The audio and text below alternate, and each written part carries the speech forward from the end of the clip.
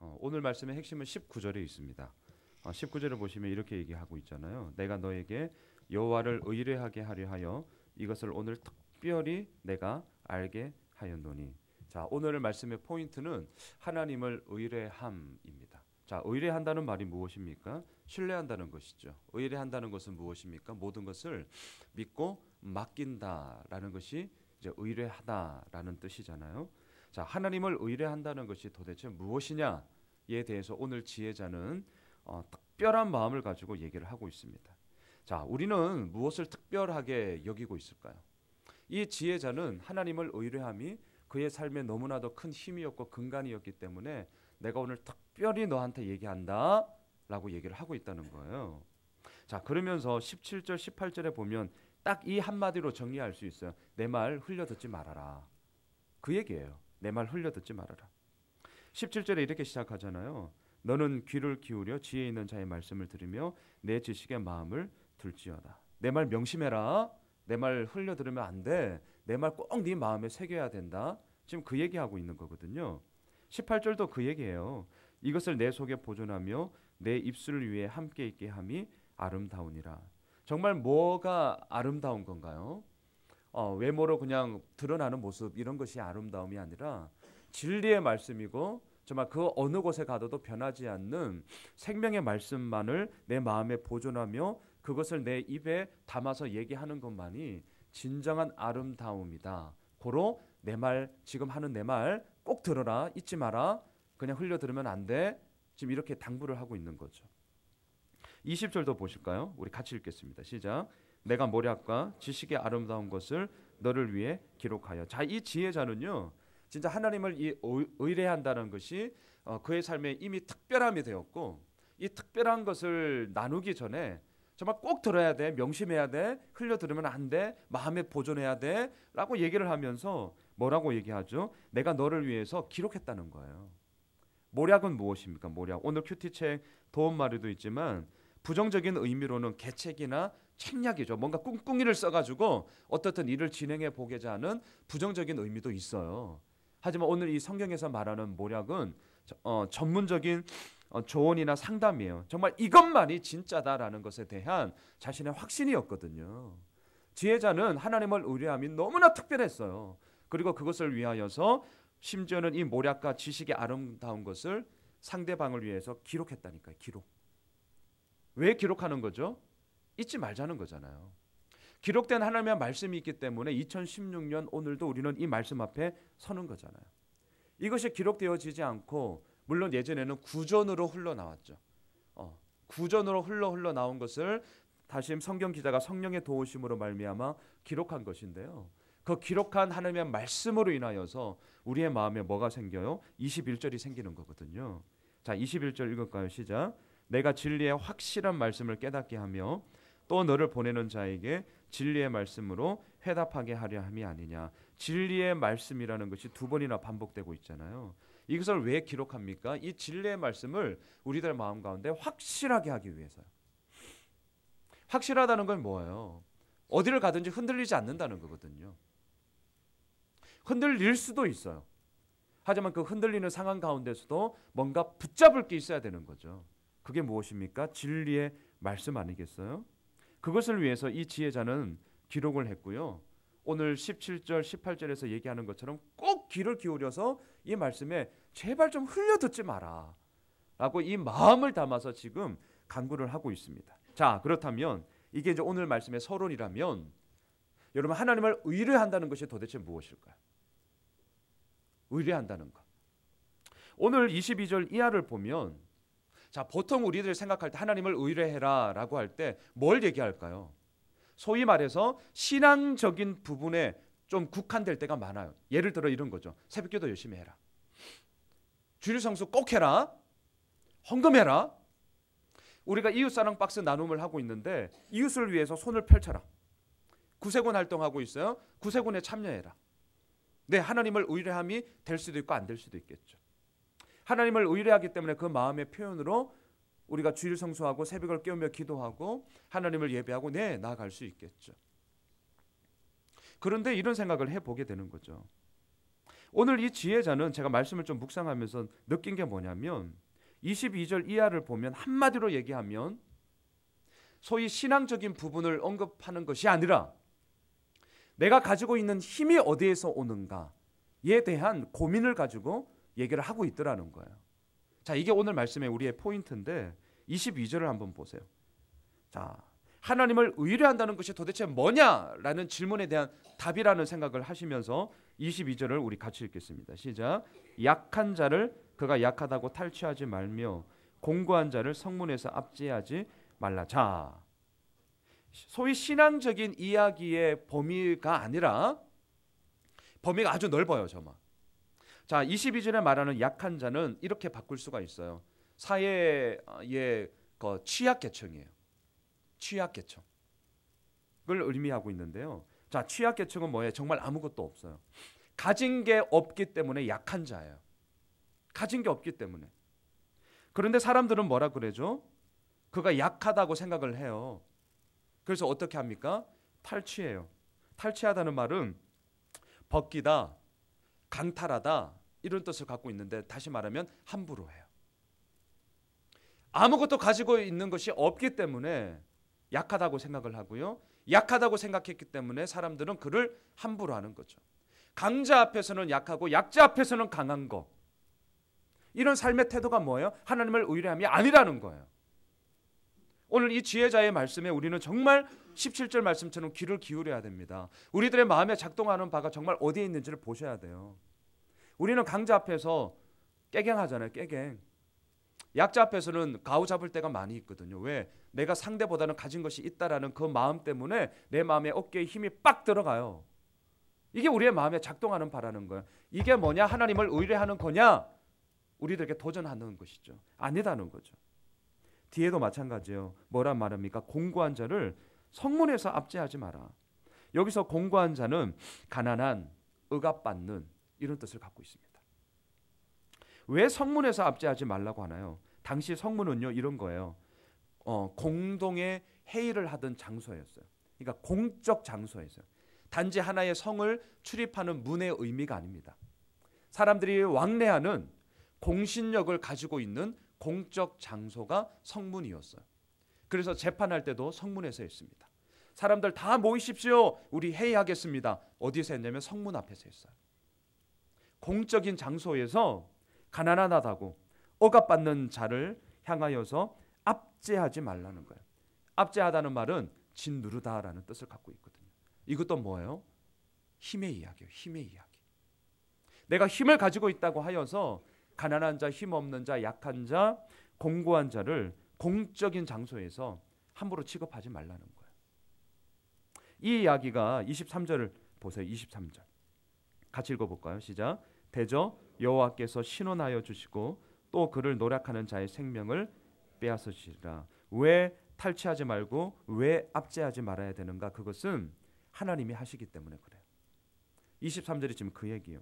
22절과 23절은 짝꿍이에요. 짝꿍. 같이 보셔야 되는 거예요. 하나님께서 신원하여 주신대요. 신원하다는 말은 무엇입니까? 가슴에 맺힌 원한을 하나님께서 시원하게 풀어주신다는 거거든요.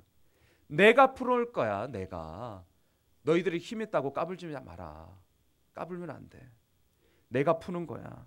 또 그를 노력하는 자의 생명에서 노력하는 자의 생명을 내가 빼앗을 것이다.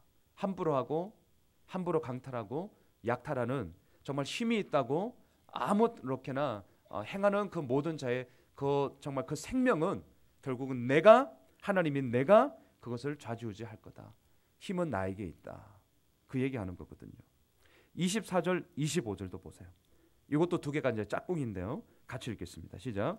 노를 품는 자와 사귀지 말며 울분한 자와 동행하지 말지니 그의 행위를 본받아 내 영혼을 올무에 빠뜨릴까 두려움이니라. 왜 이 자가 노를 품고 있을까요? 왜 이 사람이 막 울분함을 가지고 이것을 풀지 못하는 걸까요? 여러분 언제 화 나셔요? 쉽게 말하면 이제 내 뜻대로 안 될 때. 내 뜻대로 안 될 때. 울분. 그러니까 이 24절에서 노, 그 다음에 더 나가서는 울분. 이 정도가 지금 보이세요? 이 사람의 마음에 이게 풀리지가 않는 거예요. 풀리지를 않아요. 왜냐하면 내 뜻과 다른 양상이 이루어지기 때문에 이것에 대해서 정말 이게 막 그냥 속이 막 뚜껑이 열리면서 막 부글부글 지금 거리는 거죠. 그런데 그 노를 풀어야 될 거 아니에요. 대화를 통해서든 아니면 정말 좀 과격하게 말하면 싸움 박질을 해서라도 풀어야 될 거 아니에요. 그런데 이 자는요, 푸는 것이 아니라 품었어요. 여러분 이거 기억하셔야 됩니다. 우리의 어떤 문제가 엮일 때에 노 화날 수 있거든요. 근데 화가 날 때 여하튼 이걸 풀어야 돼요. 근데 사람들은 풀지를 못해서 어떻게 해요? 품어요. 이게 우리의 문제라고요. 이게 쌓이고 쌓이면 어떻게 돼요? 울분이 되고 우라통이 되고 화병 생겨가지고요. 한약방에 가도 잘 안 나옵니다. 이게 울분이 쌓이는 거예요. 품을 걸 품고 풀 걸 풀어야 되는데 이게 바뀌어 버리는 거예요. 이게 말이 쉽지 어렵다니까요. 이게 어려운 거예요. 그래서 지혜자가 지금 우리들에게 얘기를 하는 거죠. 품을 걸 품고 풀 걸 풀어야 되는데 이게 역전이 되다 보니까 바뀌어다 보니까 어때요? 사귀지 말라는 거예요. 그런 자와 동행하지 말라는 거예요. 왜 사귀지 말고 동행하지 말라고 하냐면 25절에 보면 사귐과 동행은 우리들 삶에 뭘로 오냐면 본받음으로 오거든요. 본받아요. 여러분 우리 아이들 누구를 본받겠어요? 부모 본받는 거예요. 제가 가끔 얘기했지만 제가 뒷짐지고 이렇게 팔자그름이거든요. 양반도 아닌 것이 양씨라고 양반인 척하며 가는 건데요. 우리 애들이 뒷짐지고 걷는다니까요. 야, 이게 뭐예요? 말 그때는 뭐가 먹히는 것 같죠? 아니요. 결국 사는 거예요. 사는 거. 그래서 지금 지혜자가 얘기하는 거예요. 노를 품고 있고 울분한 자와 사귀지 말고 동행하지 말아라. 왜냐하면 그게 나에게도 본받음이 되기 때문에 그렇습니다. 근데 이 본받음이 결국 뭘로 가기 때문에 그렇죠? 내 영혼을 올무에 빠뜨릴까 정말 두렵다라는 것이죠. 자, 지금 우리는 노 분노의 이야기가 아니라 여호와를 의뢰한다는 얘기를 지금 하고 있습니다. 다시 말할게요. 하나님을 의뢰한다는 것은 내 뜻대로 되지 않는 상황 가운데서 화날 수 있어요. 화날 수 있습니다. 때로는 진짜 울분이 터질 수 있어요. 하지만 그것을 풀어야 되는 건데 이것이 품음으로 말미암아 영혼의 파괴로 가지고 오고 있거든요. 자, 그러면 그것을 풀 수 있는 부분이 어디냐? 결국은요. 하나님을 의뢰함이라니까요. 하나님을 의뢰함. 내 뜻대로 되지 않고 내가 계획했던 대로 되지 않고 내 상황대로 되지 않는 게 많아요. 많더라고요. 그럴 때 어떻게 하겠어요? 화낼 수 있고 울분을 토할 수 있어요. 하지만 그 마음 가운데 그것으로만 머물고 있다면 내 영혼도 상대의 영혼도 다 같이 피폐해지는 거죠. 죽게 되는 거죠.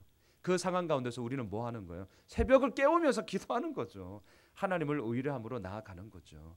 그것이 하나님을 의뢰하는 자의 마음이라는 거예요. 세 번째 26절, 27절, 28절은 이 얘기를 하는 거예요. 네가 하는 게 아니라 내가 하는 거다 이 얘기인데요. 자, 계속 한번 읽어볼까요? 26절, 27절, 28절을 우리 같이 읽겠습니다. 시작. 너는 사람과 더불어 손을 잡지 말며 남의 빚에 보증을 서지 말라. 만일 갚을 것이 내게 없으면 내 누운 침상도 빼앗길 것이라. 내가 어찌 그리하겠느냐. 내 선조가 세운 옛 지게석을 옮기지 말지니라. 자, 26절에 보면 사람과 더불어 손을 잡지 말래요. 아니, 손 잡고 자나야죠. 이런 걸 좀 고민하셔야 돼요. 왜 지금 지혜자가 이제 이 얘기를 하냐는 거죠. 여러분 혼자 사는 사람은 없습니다. 아무리 잘난 인간들도요. 지가 잘나서 되는 게 아니던데요. 옆에 조력자가 다 있더라고요. 아무리 잘나서 진짜 대박 터트리는 인간들도요. 다 지 힘으로 되는 게 아니라 거기에 맞는 적재적소 진짜 타이밍이나 환경이나 조력자나 다 같이 붙던데요. 그래서 인간이잖아요. 인간. 우리 늘 얘기하잖아요. 사람과 사람이 함께 기대어서 가는 삶이 우리예요. 그러면 손잡고 가야죠. 손잡고 가야 돼요. 자, 그런데 고민은 뭐냐? 오늘 왜 지혜자는 건데 사람과 더불어 손잡지 말라고 하느냐는 거죠. 뭐죠? 여기서 말하는 이 밑바탕에는 뭐냐면 이거예요. 손을 딱 우리 잡고 가야 돼요. 근데 문제는 뭐냐면 손을 딱 잡음으로 말미암아 무엇이 생기냐면 내가 한다는 거예요. 내가 한다. 내가 할 수 있다는 거예요. 하나님 필요 없다는 거거든요. 하나님이 필요 없을 것 같으면 그런 마음 들 것 같으면 손 놔야죠. 그게 하나님을 의뢰함이라는 거예요. 여기에 대한 가장 도드라지는 문제가 뭐냐면 돈이에요. 돈. 그래서 뒤에 보세요. 뭐 얘기해요? 남의 빚에 보증 서지 마라. 왜? 네 손해 볼까 봐. 물론 그런 차원도 있죠. 27절에 보면 네 갚을 것도 없는데 너 어떡하려고 그러냐? 네가 누워있는 침대도 다 뺏겨? 빚 보증 서지 마라. 물론 그 얘기예요. 하지만 여기에 더 궁극적인 건 뭐냐면 우리가 어떤 힘을 딱 가지고 어떤 문제를 해결하려고 할 때 가장 도드라지게 사람 마음에 힘으로 빡 오는 게 뭔지 아냐? 뭐냐면 돈이라는 거예요. 돈 좀 있어 봤으면 딱 이렇게 좀 그 얘기예요. 그 얘기. 오늘 본문이 정말 노골적인 얘기를 하는 겁니다. 남의 빚에 보증 서지 마라. 왜? 네 손에 끼칠까 봐. 물론 이런 차원도 있지만 더 깊게는 우리들의 마음의 힘이 어디에서 오느냐? 돈 얘기하는 거예요. 지금 지혜자가. 돈이라는 거예요. 돈. 그 돈이 있으면 뭔가 딱 잡히면 그거 내가 해결해 줄게. 얼마야? 이렇게 나온다는 거예요. 28절을 보시죠. 28절. 네 선조가 세운 옛 지계석을 옮기지 말지니라. 자, 지계석이라는 말은 땅의 경계를 얘기하는 거예요. 경계. 이 땅은 하나님이 주신 거죠. 가나안 땅에 들어가면서 하나님이 각 지파 12지파에 대해서 땅을 하나님께서 다 경계를 세워주신 것이죠. 그런데 이 지계석을 옮겨요. 이 말은 오늘 큐티책 도움 말에도 있지만 하나님께서 세우신 것을 지가 옮기겠다는 거예요. 이걸 고상하게 말하면 뭐냐면 하나님의 언약을 파기하겠다는 거죠. 왜? 그 마음의 꿍꿍이가 뭐예요? 내가 한다는 거죠. 내가 옮기는 거야. 왜요? 돈이 있거든요. 자, 저를 보세요. 하나님을 의뢰한다는 것이 무엇입니까? 진짜 하나님을 의뢰한다는 것. 단지 새벽에 새벽기도 깨우고 주일날 돼서 교회 나와서 예배 드리고 이웃사랑 박사 나눔 열심히 하고 구세군 딸랑딸랑 1시간 저도 어제 했지만 하고 단지 이 차원으로 끝나는 게 여호와를 의뢰한다는 거냐? 오늘 우리들에게 지혜자는요 과격하게 도전하는 거예요. 그것만 하면 안 돼요. 오늘 본문에서 무엇인가 세 가지의 상황을 얘기하고 있잖아요. 약한 자, 나보다 힘 없다고 하는 자 함부로 하는 거. 노를 품고 왜요? 내 뜻대로 안 되니까. 내가 하고 싶은 대로 돼야 되는데 그게 안 될 때. 세 번째, 돈 있을 때. 뭐 어떻게 하느냐는 거예요. 어떻게 하느냐. 하나님이 그때 온데간데 없이 내가 하면 되는 거지. 나 있으니까 라고 한다면 그것만큼 하나님을 의뢰하는 진짜 하나님을 불신하는 자가 없겠죠. 그러면서 구세군 할 수 있습니다. 그러면서 주일 성수할 수 있습니다. 그러면서 새벽을 깨우며 기도할 수도 있습니다. 그러면 우리는 도대체 어떻게 해야 됩니까? 29절을 보시죠. 같이 읽겠습니다. 시작. 내가 자기의 일에 능숙한 사람을 보았느냐? 이러한 사람은 왕 앞에 설 것이요 천한 자 앞에 서지 아니하리라. 자기 일에 능숙한 사람 10년 20년 그 일에 능숙하면 우리 기아자동차 다니는 우리 집사님들 신방하면서 얘기하면 뭐 보통 뭐 20년 30년 맨날 그 일하니까 그렇게 되면 되겠네요. 자기 일에 능숙하면 되는 거네요. 뭐예요? 도대체 이 본문이 뭐예요? 전문가 되라는 뜻입니까? 아니죠. 여기서 말하는 자기 일에 능숙한 사람은 결국 뭘까요? 진짜 자기 일 열심히 살면 되는 거예요? 물론 필요합니다. 하지만 여기서 말하는 자기 일에 능숙한 사람은 결국은 하나님을 의뢰하는 사람이에요. 하나님을 의뢰하는 사람. 하나님을 의뢰함으로 말미암아 결국 어때요? 왕 앞에 서게 되는 거죠. 진정한 왕이신 하나님 앞에 서게 되는 것이죠. 진정한 왕이신 예수 그리스도 앞에 서게 되겠죠. 하지만 반면에 이 자기 일에 능숙하여서 진짜 말 그대로 자기 일에 능숙함으로 말미암아 하나님이 온데간데 없을 수도 있어요. 왜? 내가 능숙하니까. 말씀을 정리하겠습니다. 오늘 말씀의 포인트는 딱 하나예요. 잊지 마십시오. 하나님을 의뢰한다는 것이 도대체 뭐냐? 이 질문에 대해서 우리가 노골적으로 서셔야 됩니다. 오늘 본문에 보면 기도해라, 예배드려라 이런 얘기 하나도 없습니다. 없어요. 힘의 이야기예요. 힘의 이야기. 누구나 다 힘을 가지려고 하거든요. 그 힘이 있을 때에, 힘이 없을 때에 도대체 내가 붙잡고 있는 내 마음의 중심의 축이 어디에 있느냐? 결국 이 싸움이에요. 이 싸움. 힘이 없을 때 우리는 깨갱합니다. 힘이 있을 때 우리는 가오잡습니다. 그게 아니라는 것이죠. 정말 자기 일에 능숙한 자는 하나님을 의뢰함으로 말미암아 언제나 내가 왕 앞에 서 있다라는 의식을 가지고, 이게 뭐죠? 코람 데오, 하나님 앞에서, 진정한 왕이신 하나님 앞에서 내가 오늘도 서 있다. 이것만이 우리를 이끌어가는 힘이 되는 것이죠. 바라기는 오늘 하루가 하나님 앞에, 진정한 왕이신 하나님 앞에 서 있다라는 이 마음을 가지고, 이 생각을 가지고 오늘 하루도 우리가 나아갑시다. 그리고 하나님을 의뢰한다는 것이 진짜 내 삶 속에서 어떤 의미로 계속해서 이루어지는지를 한번 스스로 도전해 보았으면 좋겠어요. 질문해 보았으면 좋겠어요. 그리고 더 중요한 것, 그 과정 가운데 반드시 예수 그리스도의 생명의 은혜가 오늘 하루 우리 모두에게 펼쳐질 줄 믿습니다. 기도하겠습니다. 하나님, 정말 하나님을 의뢰하고 싶습니다. 하나님께 맡기고 싶고요. 하나님을 전적으로 신뢰하고 싶고요. 하나님 아버지 앞에 나의 모든 것을 다 드리기를 소망합니다. 근데 이런 이야기가 힘이 없을 때는 한편으로 잘 됩니다. 왜? 내가 힘이 없으니까. 그래서 하나님 도와주세요. 정말 간절하게 나가는 경우가 진짜 많이 있습니다. 근데 정말 어려운 것은 뭐냐면 힘이 있을 때, 이게 진짜 어렵습니다.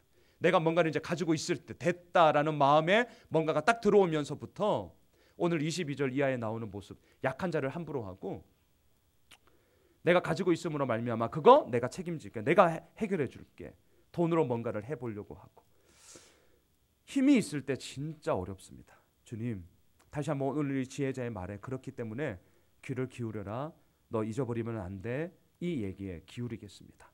내 마음을 쏟겠습니다. 하나님, 오늘 하루 이 새벽을 깨우며 시작합니다. 바라기는 기도하고 오늘 하루를 시작한 우리 예성렘의 모든 가족들, 주님 꼭 붙잡아 주십시오.